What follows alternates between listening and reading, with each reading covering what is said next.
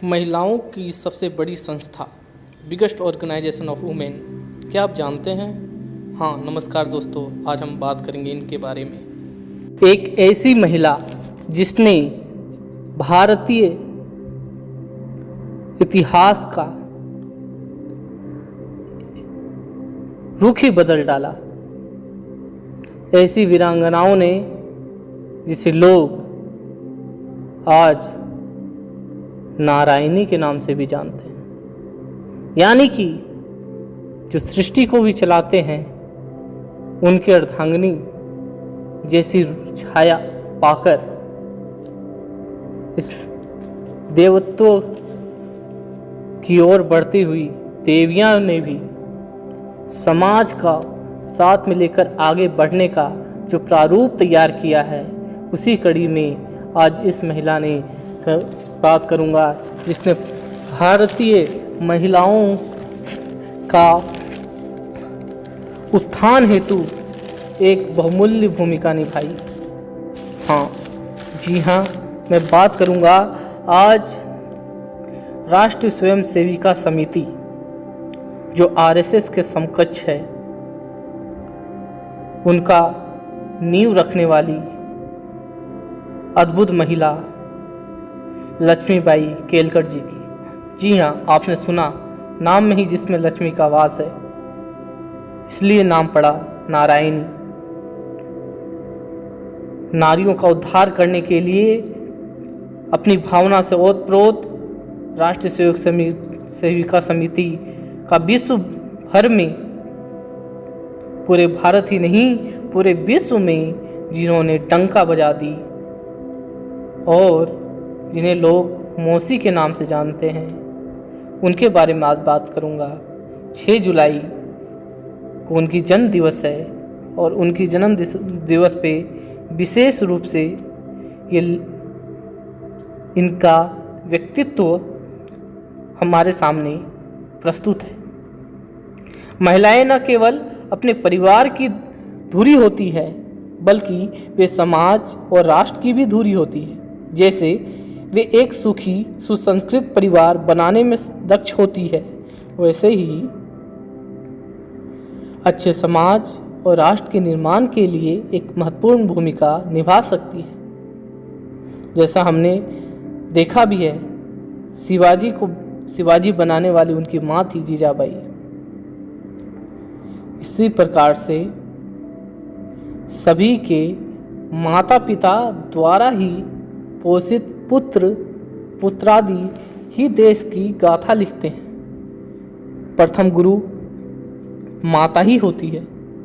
पिता तो संरक्षक के रूप में कार्य करते हैं, गुरु के रूप में तो माता ही सर्वजनों का विकास करती है, सभी गुणों का विकास करती है। अपने शरीर के अंदर और बाहर के विकृतियों को हटाने का काम माँ ही करती है।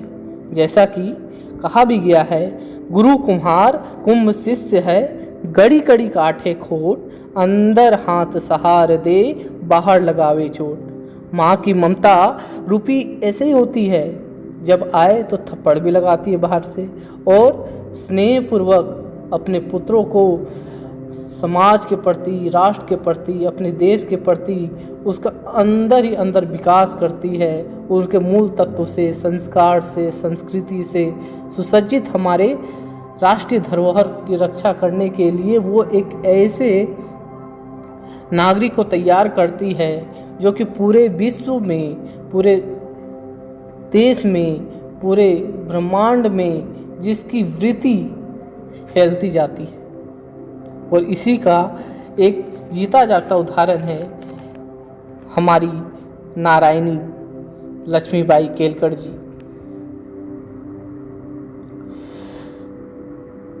कहते हैं, एक साधारण सी गृहिणी ने अपने दृढ़ निश्चय से, अटल लक्ष्य, समर्पण और त्याग से एक ऐसा संगठन खड़ा कर दिया जो आज पूरी दुनिया का महिलाओं के क्षेत्र में सबसे बड़ा संगठन है और जिसकी जड़ें भारत के बड़े महानगरों से लेकर दूर दराज के दुर्गम इलाकों में गांवों तक पहुंच चुकी है।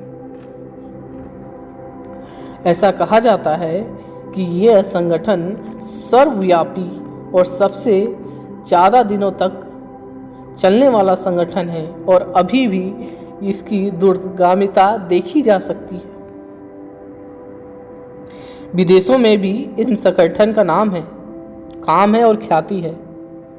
हिंदू स्वयंसेवक संघ यानी राष्ट्र स्वयंसेवक संघ और राष्ट्र सेविका समिति दोनों का ही प्रादुर्भाव हिंदू स्वयंसेवक संघ के माध्यम से वहाँ होता आ रहा है। आज इन संगठन में लाखों महिलाएं समाज और राष्ट्र निर्माण में चुपचाप अपना योगदान दे रही हैं। कौन जानता था सांसारिक परिभाषा में एक साधारण महिला जो सिर्फ 10वीं तक पढ़ाई भी नहीं कर पाई थी, जो मात्र 27 वर्ष की आयु में विधवा हो गई, वह ऐसा अनुपम कार्य कर जाएगी कि भारत की आने वाली पीढ़ियां उन्हें सदा सदा के लिए याद रखेगी और महान महिला के नाम से इतिहास के पन्नों में दर्ज हो जाएगी। आने वाली पीढ़ियां उनका अनुसरण करेगी और आदर्श मानेगी। ऐसी असाधारण महिला श्रीमती लक्ष्मीबाई केलकर, जिन्होंने 1936 में एक ऐसे महिला संगठन की नींव रखी जो नारी शक्ति का प्रतीक बन गई। राष्ट्र सेविका समिति भले ही नारी विमर्श के पश्चिमी पैमाने पर खरी न उतरती हो, पर यह नारी शक्ति की प्राचीन भारतीय परंपरा को सुदृढ़ करती है, जो नारी को पुरुष का प्रतिस्पर्धक नहीं बल्कि परिपूरक संपूरक मानती है। जिस तरह परिवार में पति पत्नी और पति एक दूसरे के पूरक होते हैं, उसी प्रकार स्त्री पुरुष समाज में एक दूसरे के निर्माण करते हैं, एक दूसरे के पूरक हैं और वही समाज का निर्माण गाड़ी के दो पहियों की तरह करते हैं। अगर एक पंचर हो जाए तो दूसरा टिक नहीं सकता। उसी प्रकार दोनों एक दूसरे के कॉम्प्लीमेंट्री हैं, एक के बिना दूसरा अधूरा है। ऐसे ही समाज का विकास होता है। कहा जाता है कि दोनों ही समाज के सहयोग से समाज और राष्ट्र का निर्माण करते हैं। लक्ष्मीबाई केलकर को महिलाओं का संगठन बनाने की प्रेरणा अपने ही पुत्र से मिली, जो राष्ट्रीय स्वयंसेवक संघ के स्वयंसेवक थे। राष्ट्रीय स्वयंसेवक संघ की शाखा में जाने के बाद उनके पुत्र में अभूतपूर्व परिवर्तन उन्होंने देखा। वे ज़्यादा अनुशासित, आज्ञाकारी, राष्ट्रभक्ति की भावना से उत्प्रोत हो गए। घर में राष्ट्रभक्ति के गीत गूंजने लगे और हिंदू, हिंदुत्व और हिंदुस्तान जैसे शब्द बहुतायत में प्रयोग होने लगे। लक्ष्मीबाई सोचने लगी कि संघ शाखाओं को पुरुषों तक ही सीमित नहीं रहना चाहिए। जरूरी है कि सभी महिलाओं के हृदय में भी राष्ट्र, हिंदू संस्कृति और संस्कारों के प्रति प्रेम उमड़ना चाहिए। महिलाएं भी समाज का महत्वपूर्ण हिस्सा है, इसलिए उन्होंने एक बैनर के तले लाने की ज़रूरत है। ऐसा मन में सोचकर वो आगे बढ़ने लगी। उन्हें लगा यदि ऐसा ही कोई संगठन महिलाओं के लिए भी बने तो समाज को एक नई दिशा दी जा सकती है और उनका ये प्रकल्प भी पूरा होने को हो आया।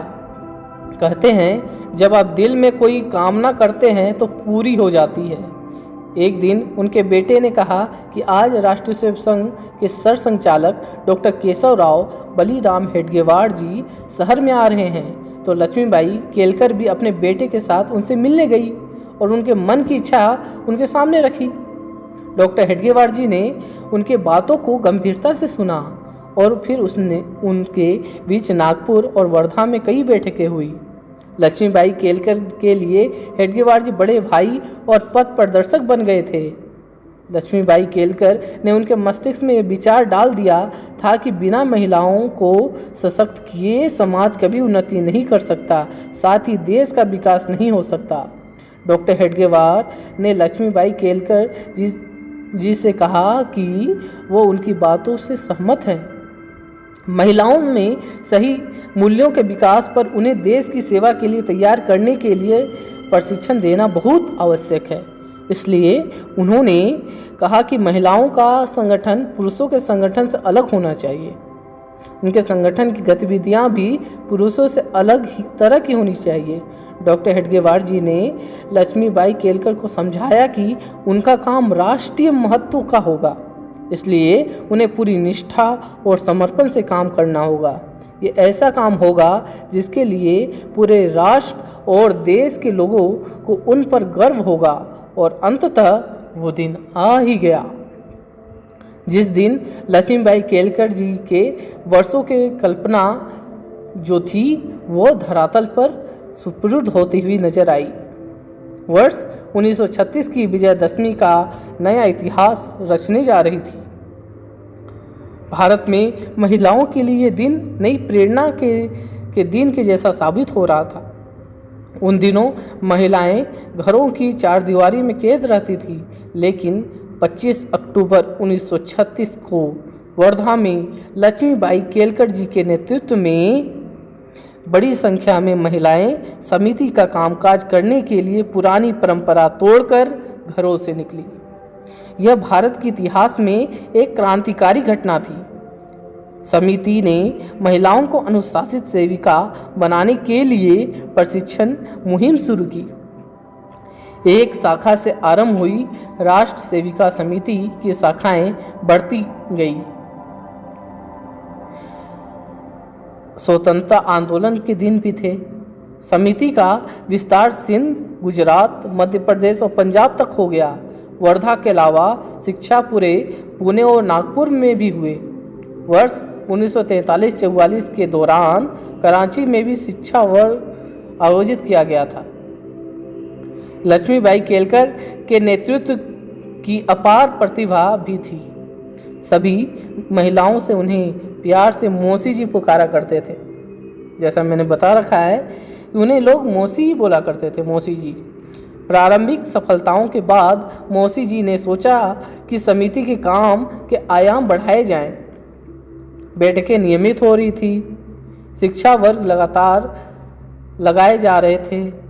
उन्हें बच्चों की शिक्षा के लिए शिशु मंदिर, घरेलू स्तर पर कुटीर और लघु उद्योगों को बढ़ावा देने के लिए उद्योग मंदिर स्थापित करने की योजनाएं बनाई।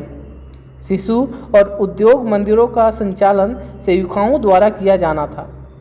इन योजनाओं का विभिन्न स्तरों पर स्वागत हुआ। राष्ट्रीय सेविका समिति के दिन दूनी रात चौगुनी उन्नति और विस्तार किया। सामाजिक, सांस्कृतिक, आर्थिक, नैतिक, देशभक्ति का भावना, देश सेवा, राष्ट्रीय आपदाओं के समय योगदान, सीमा पर जाकर देश के रक्षकों को मान सम्मान देना, समिति चारों दिशाओं तो क्या 10 दिशाओं में अपना विस्तार करती गई। मौसी जी ने जो मजबूत नींव रखी उस पर एक से एक सुदृढ़ राष्ट्रीय संगठन खड़ा हुआ। ये वो संगठन है जो परिवार, समाज और देश के हित के बारे में सोचता है। पश्चिमी और वामपंथी संगठनों की उस सोच से बिल्कुल अलग, जो नारी को पुरुषों के बगावत कर अपनी अलग दुनिया बनाने को कहते हैं। ये संगठन मातृत्व, कृतित्व, नेतृत्व और स्त्री के नैसर्गिक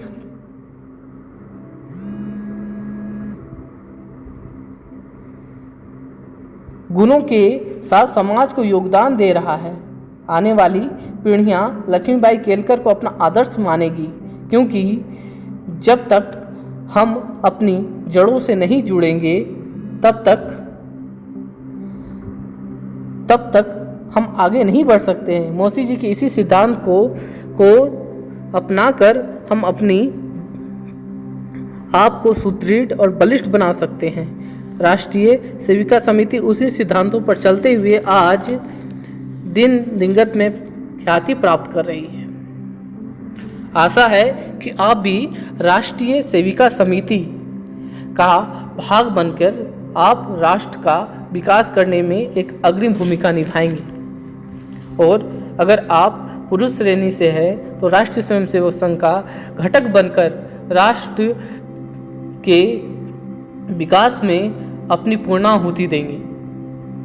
चरे वेती की कामना से ये संगठन पूरे विश्व में राष्ट्र का नाम सर्वोपरि करते हुए चले आ रहे हैं। और इसकी मिसाल भी हैं आज की युवा पीढ़ी, जिनका अपना आदर्श मानती है, जो हमारे राष्ट्रपति हों, प्रधानमंत्री हों और अन्य पदों पर आश्रित जो भी गणमान्य हों, वो सभी इसी घटक से जो राष्ट्र हित की भावना को लेकर आगे बढ़ते हैं, वही चीन जैसे देशों को ईंट का जवाब पत्थर से दे रहे हैं, उनका जवाब दे रहे हैं। और ये सब सिर्फ और सिर्फ तभी संभव है जब देश के सभी कार्यकर्ता, देश के सभी नागरिक अपने देश के प्रति समर्पण का भाव रखें, चाहे किसी धर्म का हो, लेकिन देश के प्रति समर्पण का भाव ही राष्ट्रभक्ति की भावना है।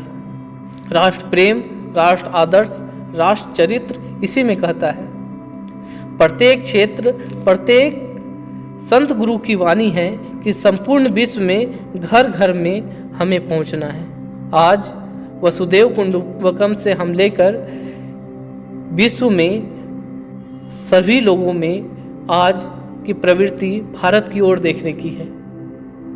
हम भारतवासी इस पे गर्व ना करके हम इसे ही अपना स्वाभिमान समझें, क्योंकि यह वर्षों से हमारी पुरखों की दी हुई प्रतिष्ठा है। इसलिए हमें गर्व ना कर इस पे इसकी परिकल्पना को और ऊपर उठाना चाहिए, तब हम गर्वित हों।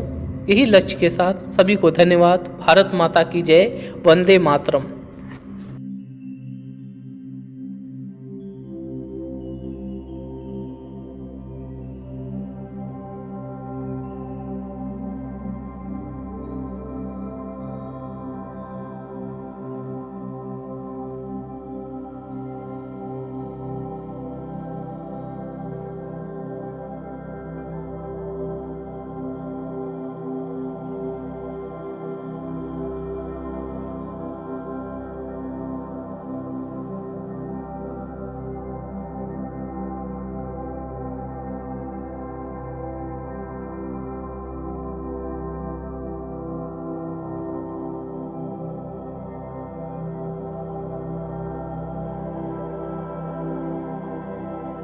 विजय की ओर बढ़ते जा रहे,